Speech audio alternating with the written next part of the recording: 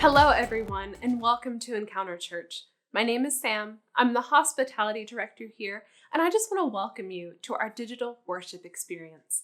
This is something we put together every weekend so you can encounter God wherever you are. We'll begin shortly with a message from the scriptures, followed by worship. So we encourage you to stick around after the sermon to join us in worship. But for now, let's listen to this week's message. Hello, everybody. If this is your first time tuning in, my name is Joel. I'm the lead pastor of Encounter, and we're really glad that you're able to be with us today. We are in the middle of a series that we're calling Selfless. And the gist of the series is that, after the year that we've just had, one of the things that happened is that, Christianity, went through some rocky times. We've seen certain factions of Christianity associated with really extreme and dark and dangerous ideologies, and we've also seen all these like big scandals of some Christian leaders. And in the aftermath of that, there's a couple things that happen. One is, if you're not a Christian, I would not blame if you have nothing to do with Christianity, because you're just asking how the people that claim to follow the teachings of Jesus end up doing those things or saying those things or spouting those beliefs. But on the other side, as Christians ourselves, sometimes it might be a trying time that makes us think, how do I maintain my faith? Is it even worth maintaining in light of everything that's happened? And what we see as the alternative to that in the teachings of Jesus is that Jesus calls us to live a life of selflessness, a life that's centered around God and that's oriented towards our neighbors. A part of the problem is actually self-centeredness. It's a self-centeredness that has led people to, either twist the Christian faith or to, live lives of hypocrisy that were eventually exposed, and how we're able to then, keep our faith through those turbulent times, but also, live a faith that's worth, inviting others into, that's welcoming and compelling, is precisely by embracing a life of selflessness. And we identify four postures that we're calling that we think help us become selfless. And it's the postures of faithfulness, obedience, community, and hospitality. And there's two postures about how we orient our lives towards God, and then two postures about how we orient our lives towards others, towards our neighbors. And last week we looked at the posture of faithfulness. And one of the things that we saw last week is that being faithful to Jesus goes beyond just holding on to the teachings of Jesus or to the doctrines of the church. That's important, and that's where we start off. But true faithfulness to Jesus has to mean also putting those teachings into practice in our own lives. If you think about it, at the time of Jesus, the number one group of people that Jesus railed against was the Pharisees. And the Pharisees were very religious people. And a lot of what they did, it was trying to, stay faithful to the teachings of the Torah. And the problem that Jesus had with the Pharisees was that he said, well, you guys preach one thing, but you live a different way. There is this disconnect, like you're not doing what you're preaching. And that same issue that we see with the Pharisees is what I feel like we see sometimes in our modern times, that we're not putting the teachings of Jesus into practice. And true faithfulness then has to incorporate that element. And that's a posture that we want to talk about today. That's a posture of obedience. It's a posture of not only being faithful intellectually to the teachings of Jesus, but it's a posture of constantly putting into practice what we're learning. It's a posture of saying yes to what Jesus calls us to do. Now, to start off that, I want to invite you with me to the book of Matthew, chapter 7. And I'm just reading on verse 24. This is what it says. Therefore, everyone who hears these words of mine and puts them into practice is like a wise man who built his house on the rock. The rain came down and the streams rose and the winds blew and beat against that house. Yet it did not fall, because it had its foundation on the rock. But everyone who hears these words of mine does not put them into practice is like a foolish man who built his house on sand. The rain came down and the streams rose and the winds blew and beat against that house, and it fell with a great crash. This is the end of the Sermon on the Mount. The Sermon on the Mount is probably the most famous collections of teachings of Jesus that we have in the Gospels. And I love what Jesus is doing in the Sermon on the Mount is kind of like, reframing the Torah, reframing the teachings of the Old Testament. So it's famous for Jesus saying, you heard it said, but now I said unto you. And presenting this view of what he calls the kingdom of God, this ethical view of how his followers ought to live in the world. And he closes that sermon by saying, listen, the whole point of this is that you put these teachings into practice. And to drive that point home is that he tells this parable. Now, notice how Jesus in the parable describes the rain. He says that it's not a light rain. It says like the rain falls down and the streams rise and the winds blow. Jesus is describing a very nasty storm that can destroy a house. A few years ago, I was on tour in the Holy Land. I remember our tour guide telling us when they have the tour, we're in a particular very dry area, and he mentioned how the Holy Land gets about the same amount of rain a year that Seattle gets. Which we're looking like we're talking about, man. And one of the things is the difference is that in the Holy Land, it all happens in a period of 2 to 3 months.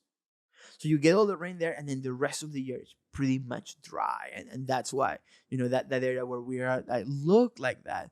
And what that means though is that when it rains, like it really rains, it's like a storm that comes, and that's kind of like what Jesus alluded to. People were used to seeing these types of nasty storms that would come out of nowhere and destroy everything. Let me give you an example of that.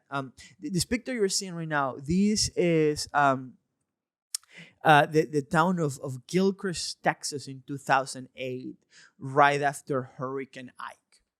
Hurricane Ike came around that area and basically destroyed every single house along that gulf, except for the house that you see there. By the way, it's the house of the Adams family, no relation to the Adams family. And the reason why that house stood out, it became like a very viral picture, like the news articles on them and whatever. The reason why that house stood up is because the owners of that house, they had actually lost that house before to another hurricane, to Hurricane Rita in 2005, which, by the way, leads me to answer, maybe don't build a house in a place that's getting hurricanes like every 2 to 3 years, but that's neither here nor there.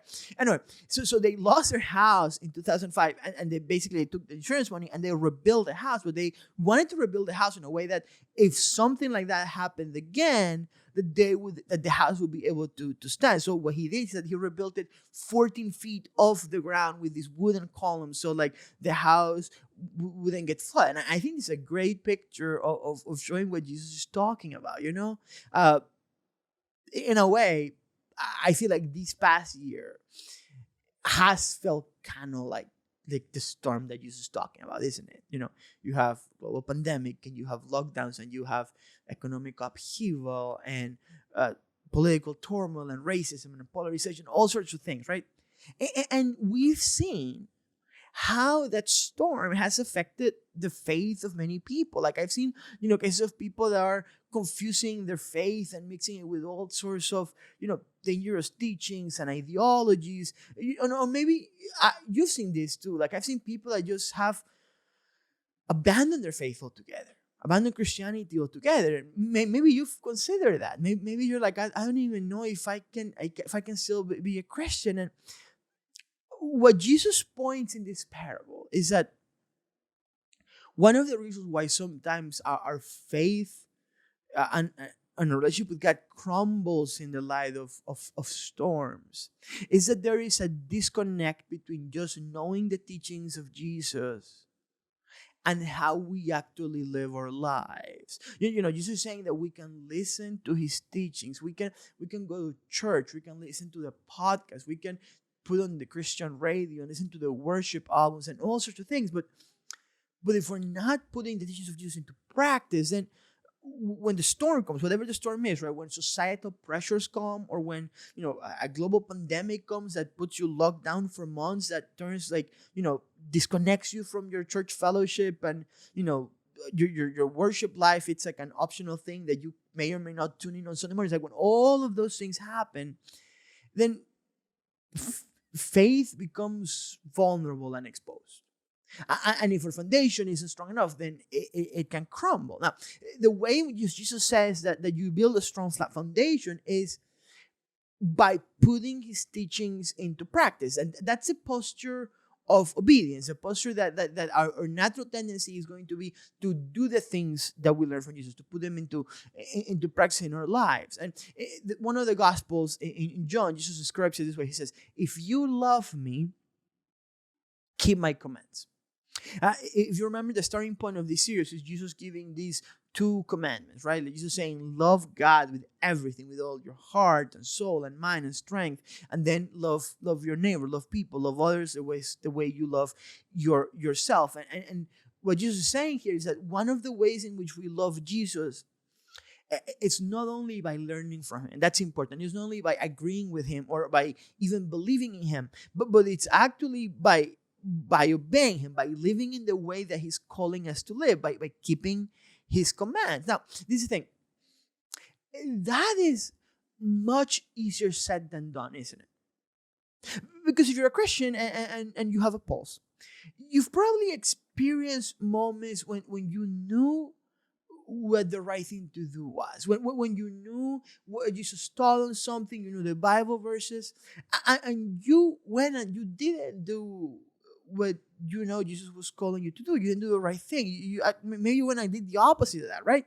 And many of those times, it either might have felt almost like involuntary, like it was just like an instinct to go and do the wrong thing. It's easy to read this passage in basically think that the problem of the foolish builders is a matter of willpower. Maybe they just don't want to submit their life to Jesus. Maybe they're indifferent to the teachings of Jesus. Maybe they're weak, and they can't do what's required of them. Maybe you're reading this passage and you're thinking, listen, I'm not like that. I'm better than them. I apply the teachings of Jesus into my life. I'm a good Christian, and that's great. That's you. That's great for you. I would also love to see you take a lie detector test, because it's not true of really anybody. All of us sometimes don't live up to the teachings of Jesus. Maybe you're listening to this and you feel the opposite way, right? Maybe you're feeling guilt, because if you're honest with yourself, you identify more with the foolish builder. And you're reading this passage, and what you're hearing Jesus say is like, you have to submit your will and you have to obey Jesus. And if you find it difficult, you just have to try harder. And if you can't do it, then it's your fault, and you're like the foolish builder, and your life is going to fall apart one day. And that's how a lot of religious talk is, isn't it? We're presented with the teachings of Jesus, and we're just told, try harder, and we try. And we just can't seem to get it right. And a lot of our life is like this sense of guilt and shame.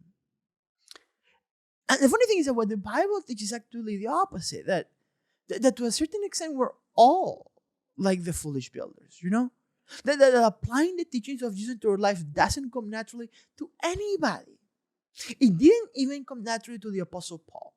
And I want to show you this passage from the Apostle Paul's letter to the Romans. This is Romans chapter 7. I'm going to start reading on verse 14. This is what he says.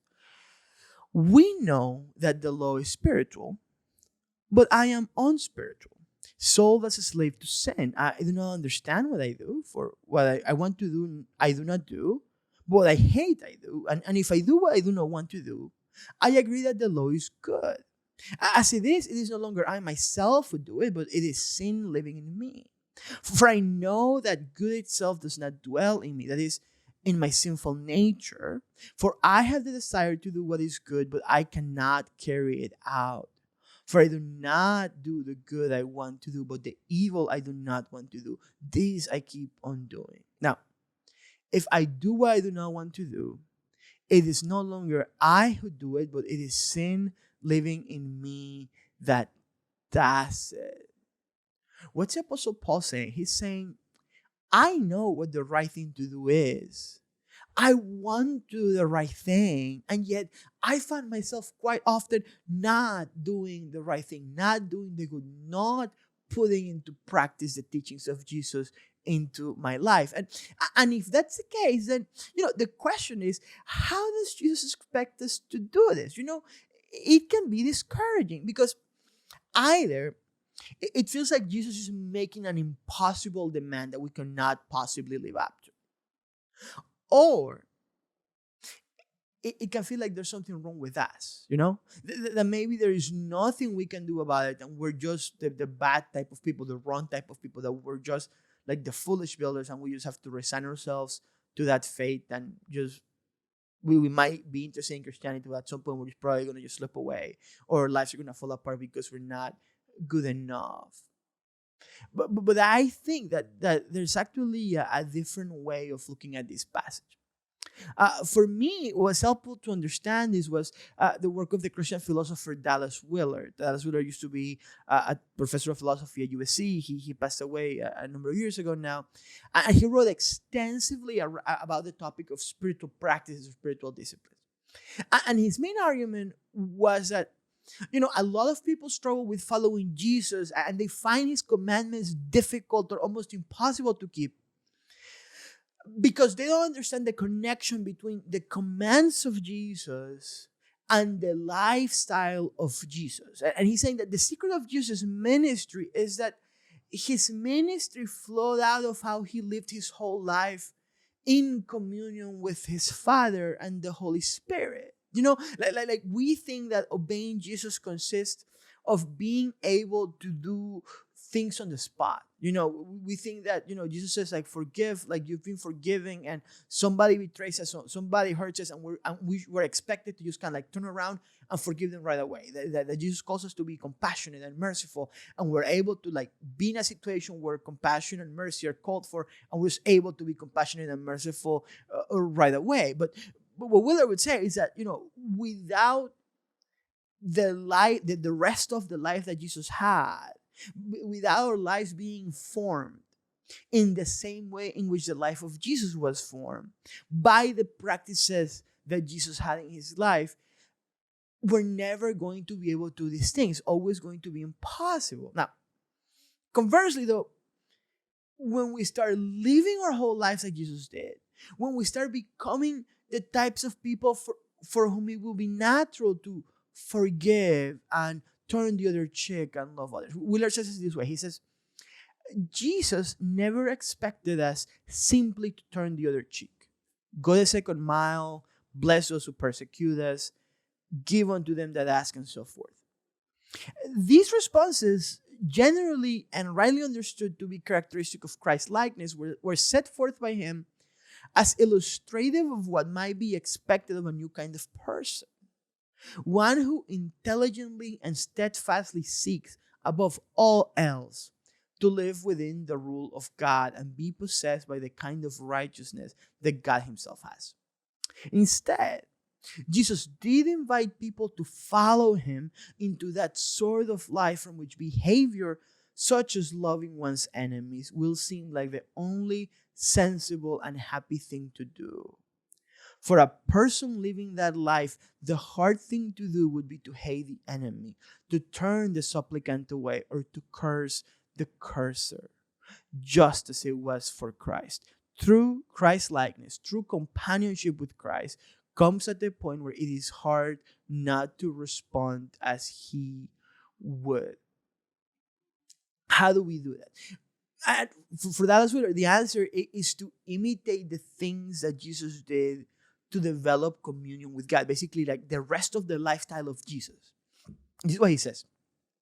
The secret of the easy yoke, that Jesus promised that his yoke was easy, he says, then is to learn from Christ how to live our total lives, how to invest all our time and our energies of mind and body as he did.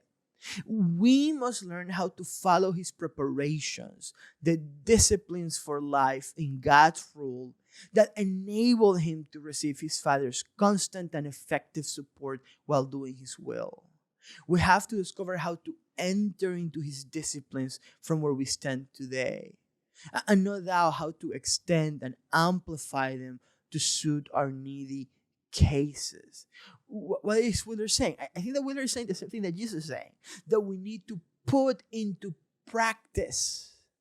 It's not only about like willing to saying I am going to be Jesus. We have to put into practice. But the thing that we have to put into practice is the habits of Jesus, the things that the Gospels show him doing to seek communion with his Father. Think about praying and spending time in solitude with God and meditating on the scriptures and fasting. Historically, the churches call these spiritual practices or spiritual disciplines. I know that's the same language that Dallas Willard uses. He says they're disciplines. But what these really are it's habits, you know? A couple years ago, I spent some time doing a little bit of reading on this idea of habits, and particularly the connection between developing habits and discipleship, and how people can change their behavior and their habits. And I read this book called The Power of Habit. And that book looked at how people were able to change their habits. And, the book looks at a lot of research in the field of neuroscience that's trying to explain how the brain works when it comes to habits. And, the author looks at all these experiments that have been conducted on animals that are trying to look at their neural pathways in their brains and their brain chemicals and how that works when they're learning to do stuff. So, for example, think of teaching a lab rat how to go through a maze. And one of the things they do is that they put like a chocolate at the end. That's almost like a reward. So like the rat will continue to do that and look for the chocolate. And, the way most of those experiments would go is that there was some sort of cue at the beginning. Say, for example, if it's a rat, the little maze opens and there's a click when the door to the maze opens, and there's the journey of the maze, and then eventually the rat finds the chocolate, and it's kind of like a hit in the brain because it's like a reward that the rat is receiving. And what scientists discovered was that the way the brain activity works is that it's going to eventually automate the process, so that the lab animal just performs the task automatically. It's the same way our brain works when we learn to do things that we do without thinking about, brushing your teeth or pulling out the parking lot or stuff like that. You just gotta know how to do it. Don't think too much about it. For example, why when you're bored, there's nothing going on, you immediately reach for your phone. Things that we just do. This is what scientists call the habit loop. Now, what's crazy about that is that some of the experiments show that the brain starts associating the cue with the reward.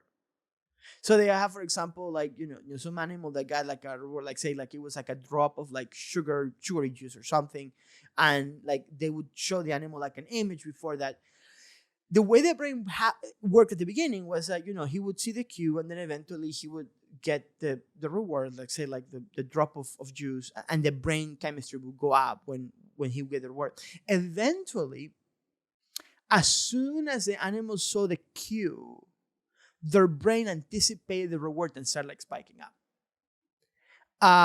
Which is crazy, but by the way, I know what that feels exactly, because if I'm walking home and I get to smell some type of food, say fried chicken, I go home, I tell man, we're having fried chicken tonight, I'm gonna go buy it because I need to have it because I smell that, right?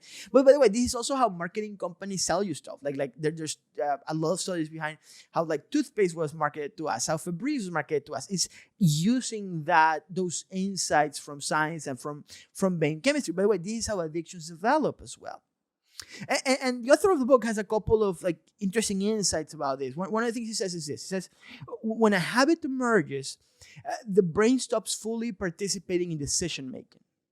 It stops working so hard or diverts focus to other tasks. So unless you deliberately fight the habit, unless you find new routines, the pattern will unfold automatically. Now, there's a couple things that he's saying. The one is how strong habits are in your life to change. But he's also saying that you can change your behavior. But you don't change your behavior just by willpower. You do it by developing new habits. One of the examples they use in the book is of a woman named Lisa Allen. And when Lisa Allen was in her 30s, at 30 years old, she had been smoking and drinking since she was 16. She struggled with obesity. She couldn't keep a job for longer than a year. She was in debt and she was divorced. By the time she turned 34 years old, she has no debt. She doesn't drink. The last cigarette she had was 4 years ago. She was in her 39th month working on a graphic design firm. She had lost 60 pounds. She had run a marathon. She had started a master's degree. She had bought a home. She was engaged. Like, it was this incredible transformation of her life. And she actually went through a 3-year study with the NIH right here outside Bethesda, because they were trying to figure out how habits worked at the neurological level and how people change, how she changed, right? How is it that stats say that 81% of people that make a New Year's resolution end up giving up on that resolution halfway through the year? And how is it like, somebody like Lisa can make all these incredible changes? And what's fascinating is that she didn't set to change her life that way. At the beginning of her 30s, when her husband left her for another woman, she traveled to Egypt to kind of like get her mind of things. And she got this desire of hiking the desert in Egypt. But she knew that, the only way she was going to be able to do that is she gave up smoking. So she did. And that one changed. Changing this habit and giving up smoking basically opened the door for her to change every single other habit in her life. Now, what's interesting though is that when the NIH studied her brain, they found in her brain all the old neurological pathways that had been developed from all of her years of smoking and drinking and everything else. Like, they hadn't gone away. What happened is that she had developed these new habits, and these new habits have developed like these stronger neurological pathways on top of that, and those were more powerful. And I think about that, and I think about Paul in Romans saying, I don't do what I want to do. What he's saying? He's saying, I want to do the right thing. And this is neurological pathways in my brain that, unconsciously kind of like go towards the wrong. You can't just make the stuff go away. But there were these new patterns that she developed. And these new patterns became eventually stronger than the old patterns. And like the writer Klando closes with this is, if we learn to create new neurological routines that overpower those behaviors, talking about bad behaviors, if we take control of the habit loop, we can force those bad tendencies into the background.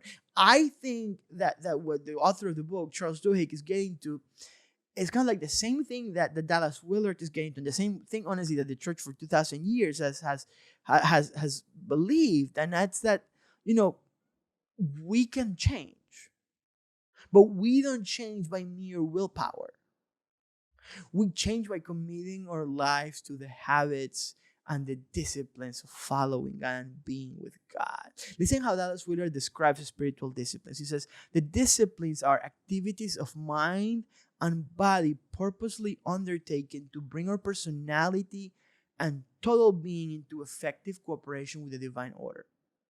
They enable us more and more to live in a power that is, strictly speaking, beyond us, deriving from the spiritual realm itself, as we yield ourselves to God as those that are alive from the dead and are members as instruments of righteousness unto God. I think that this is what Jesus is getting at when he says that those who put his teachings into practice are like the ones who build their house on the rock. The secret to obedience is not willpower. The secret to obedience is that we obey Jesus in developing these new habits. Then Jesus reorients our hearts towards him by the power of the Holy Spirit, so that we become the type of people who long to obey him. A couple of years ago, I was having a conversation with somebody from the church that, was honestly a little reticent of committing to Jesus. And we're talking, and he tells me, what, one of the reasons why I'm worried is because I know that if I follow Jesus, I have to take this seriously.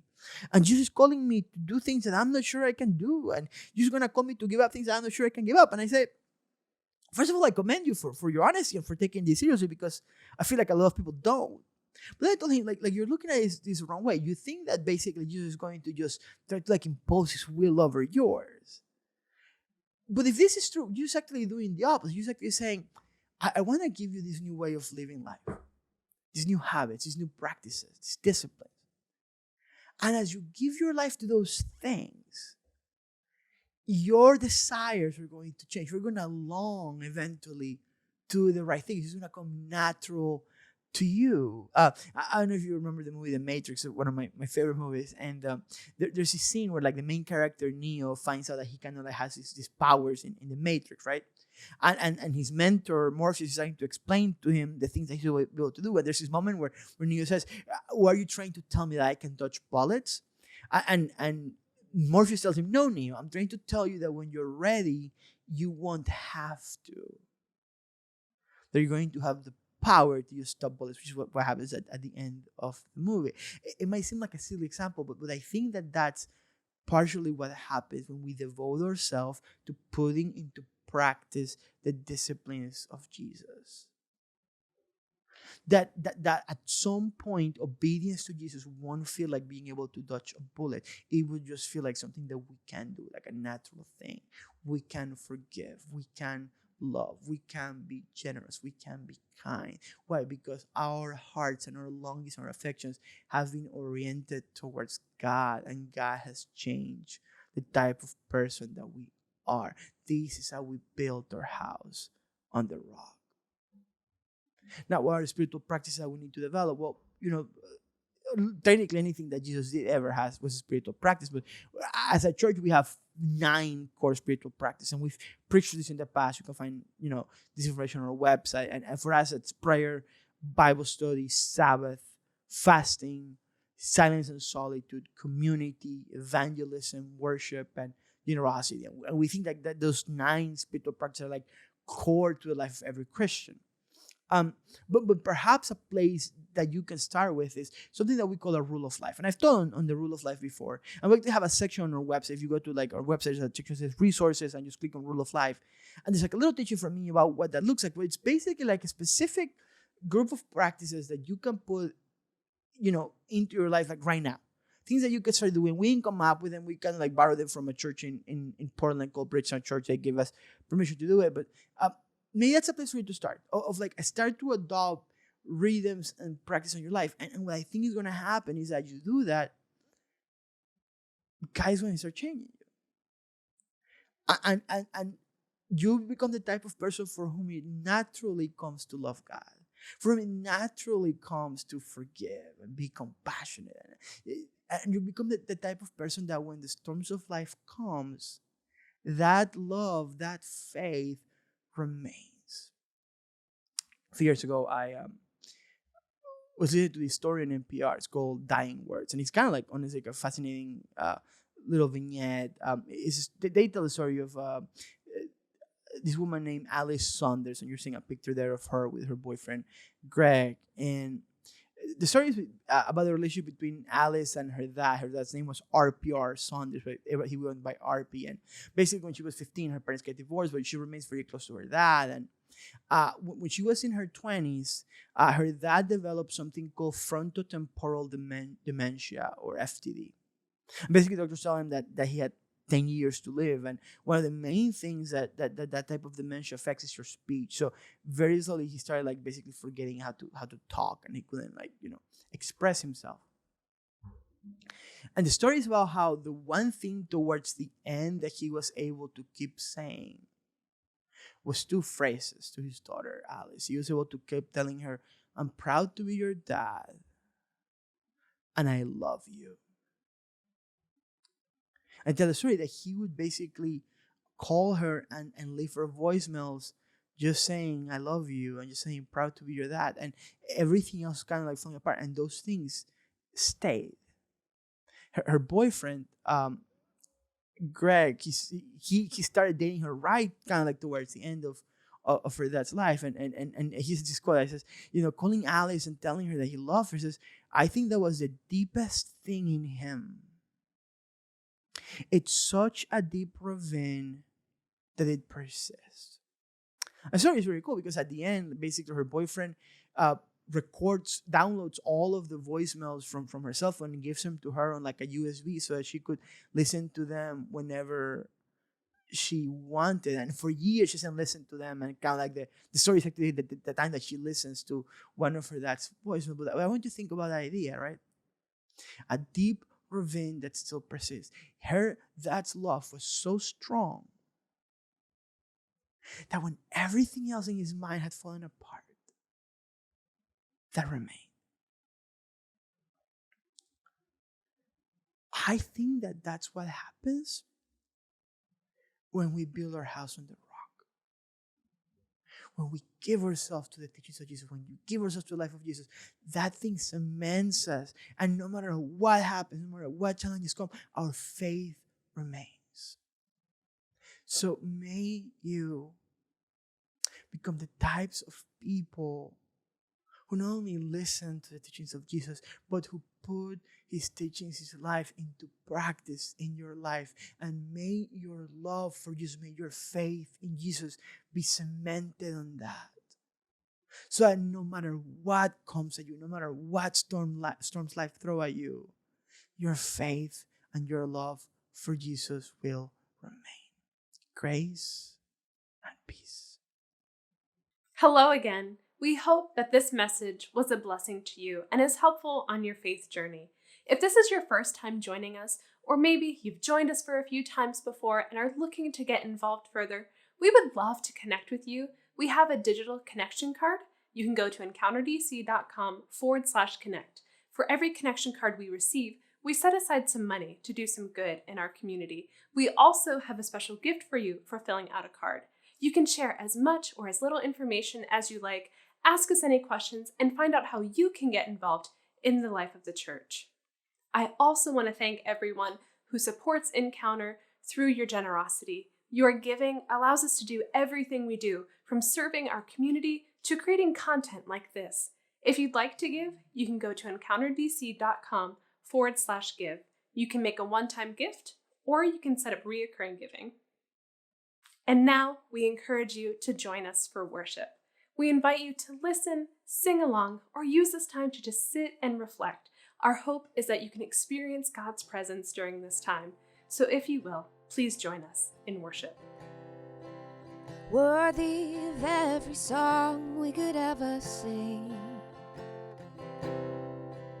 worthy of all the praise we could ever bring, worthy of every breath we could ever breathe. We live for you, we live for you. Sing Jesus. Jesus, the name above every other name. Jesus, the only one who could ever save. Worthy of every breath we could ever breathe. We live for you, yes, we live for you. And holy, there is no one like you. There is none beside you. Open up my eyes in wonder and show me who you are, and fill me with your heart and lead me in your love to those around me. Sing worthy.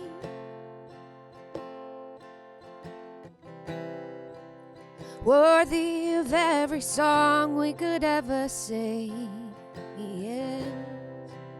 Worthy of all the praise we could ever bring. Worthy of every breath we could ever breathe.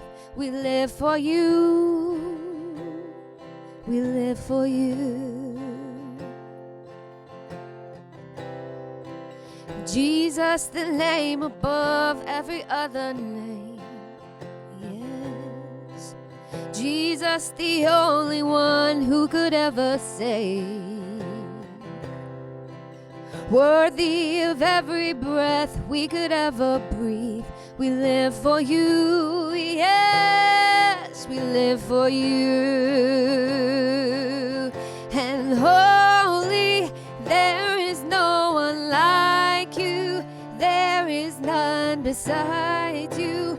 Open up my eyes in wonder and show me who you are, and fill me with your heart and lead me in your love to those around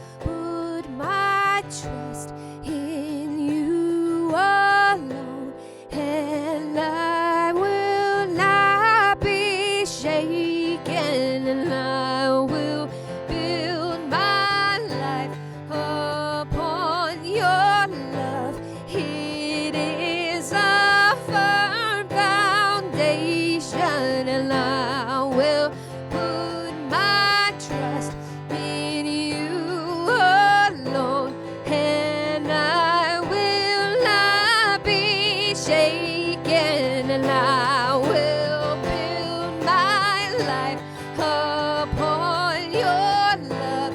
It is a firm foundation, and I will put my trust in you alone, and I will not be shaken. Holy, there is no one like you. There is none beside you. Open up my eyes in wonder and show me who you are, and fill me with your heart and lead me in your love to those around me. Holy, there is no one like you. There is none beside you. Open up my eyes in wonder and show me who you are, and fill me with your heart and lead me in your love to those around me.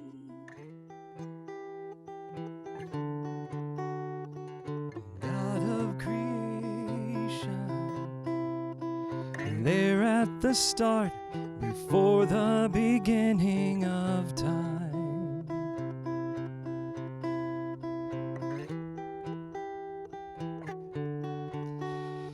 With no point of reference, you spoke to the dark and fleshed out the wonder of life.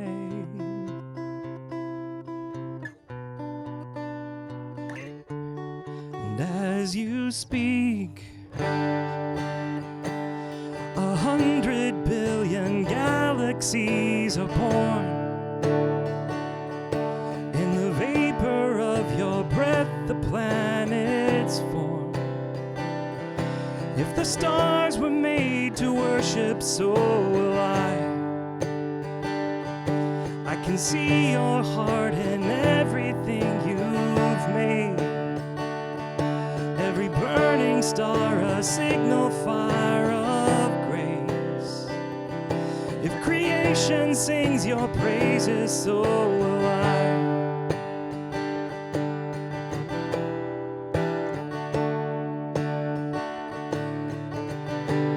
God of your promise, you don't speak in vain, no syllable empty or void.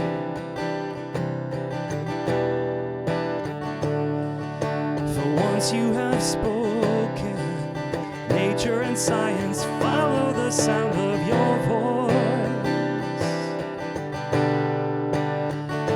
And as you speak, 100 billion creatures catch your breath, evolving in pursuit of what you say. If it all reveals your nature, so will I. I can see your heart in everything you say. Every painted sky, a canvas of your grace. If creation still obeys you, so will I.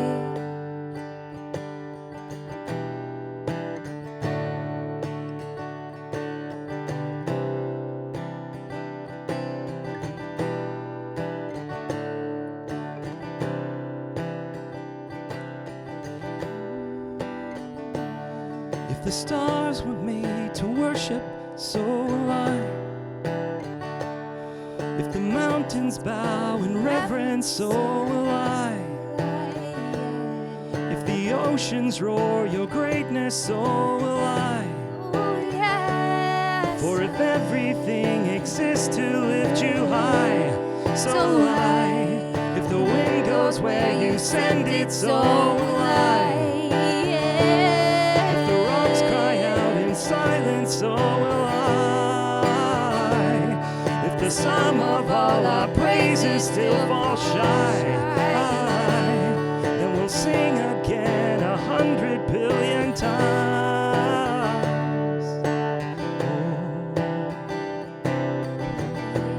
Yes, we'll sing Jesus. God of salvation, you chased down my heart through all of my failure and pride. On a hill you created, the light of the world, abandoned in darkness to die. And as you speak, 100 billion failures disappear. Where you lost your life so I could find it here. If you left the grave behind you, so will I. I can see your heart in everything you've done. Every part designed, a work of art called love. If you gladly chose surrender, so will I. I can see your heart 8 billion different ways. Every precious one, a child you died to save. If you gave your life to love them, so will I. Like you would again 100 billion times. But what measure could amount to your desire? You're the one who never leaves the one behind.